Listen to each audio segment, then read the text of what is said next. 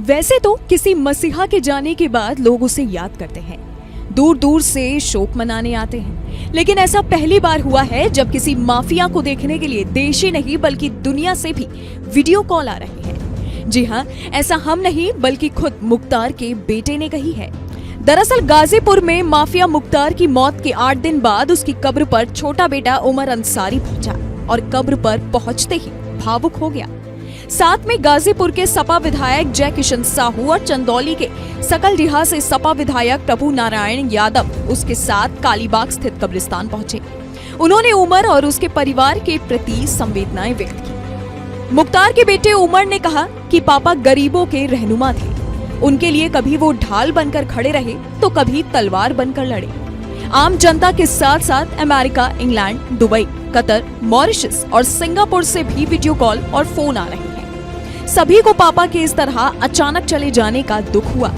वे उनकी आत्मा की शांति के लिए दुआ कर रहे हैं। खबरों के मुताबिक उमर ने पुलिस कार्रवाई पर सवाल उठाया। उसने कहा कि पापा बिल्कुल फिट थे, अचानक खाना खाकर बीमार पड़े और हार्ट अटैक से उनकी मौत हो गई। ऐसे कैसे हो सकता है? उमर का कहना था कि जेल में जब पिता बेहोश होकर गिर गए तो उनको बांदा मेडिकल कॉलेज के आईसीयू में भर्ती करवाया गया। कोई आईसीयू में स्वस्थ भी हो जाता है तो उसे ऑब्जर्वेशन में रखा जाता है, लेकिन मेरे पापा को सीधा जेल ले गए। ये स्वाभाविक मौत नहीं बल्कि सुनियोजित हत्या है। मीडिया रिपोर्ट्स के मुताबिक उमर अंसारी का कहना है कि 28 मार्च को उनके इंतकाल से 3 घंटे पहले ही मेरी उनसे बात हुई थी। उन्होंने मुझे पहले भी बताया था कि उन्हें धीमा जहर देकर मारने की कोशिश की जा रही है। उमर का आरोप है कि उनके बड़े भाई अब्बास को पिता की अंतिम विदाई तक में नहीं आने दिया गया। ये तो अन्याय है। एक बेटे को पिता से आखिरी बार मिलने का मौका जरूर देना चाहिए था, लेकिन उम्मीद है कि 40वां से पहले अब्बास जरूर आएंगे। खबरों के मुताबिक उसने कहा कि पापा की तरह गरीबों की मैं मदद करूंगा।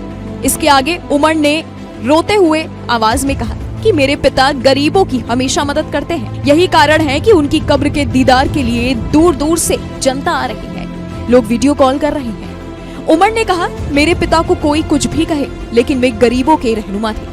वे कभी उनके लिए ढाल बनकर खड़े रहते तो कभी तलवार बनकर लड़ते रहते। वे गरीबों के हक की लड़ाई लड़ते थे। यही मैं भी करूंगा, उनकी मदद करता रहूंगा जैसे मेरे पापा करते थे। माँ अफशा के वकील से बात हुई। उमर ने अपनी फरार माँ अफशा अंसारी के बारे में कहा कि मेरी कल ही उनके वकील से बात हुई है। हम उम्मीद करते हैं कि जल्द ही मेरी माँ को रेमेडी मिलेगी। कानूनी रूप से हम अपनी लड़ाई को बरकरार रखेंगे। आपको बता दें कि इससे पहले मुख्तार के भाई ने भी अफशा अंसारी को लेकर अफसोस जताया था। अफजाल ने कहा था कि भगवान न करे कि कभी किसी दुश्मन पर भी आए कि उसका सुहाग उजड़ जाए और वो अपने सुहाग का दर्शन भी न कर पाए, किसी के ऊपर न आए। लेकिन ऐसा हुआ क्योंकि अब वो जहाँ कहीं भी होगी हमारे धार्मिक रीति के हिसाब से 4 महीने की इद्दत को तो निभाएगी ही। उसके बाद हो सकता है कि वो कोर्ट के सामने आए।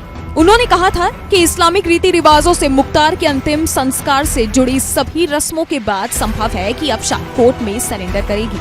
आपको बता दें कि इद्दत एक इस्लामी रीति रिवाज होती है। इद्दत संयम की वो अवधि है जिसका पालन एक महिला को अपने शौहर के इंतकाल या तलाक के बाद करना होता है। इसकी अवधि 4 महीने तक की होती है। आपकी इस वीडियो के बारे में क्या राय है, हमें नीचे कमेंट सेक्शन में जरूर बताइएगा। बाकी देश और दुनिया की तमाम बड़ी खबरों के लिए आप देखते रहिएगा ग्लोबल भारत।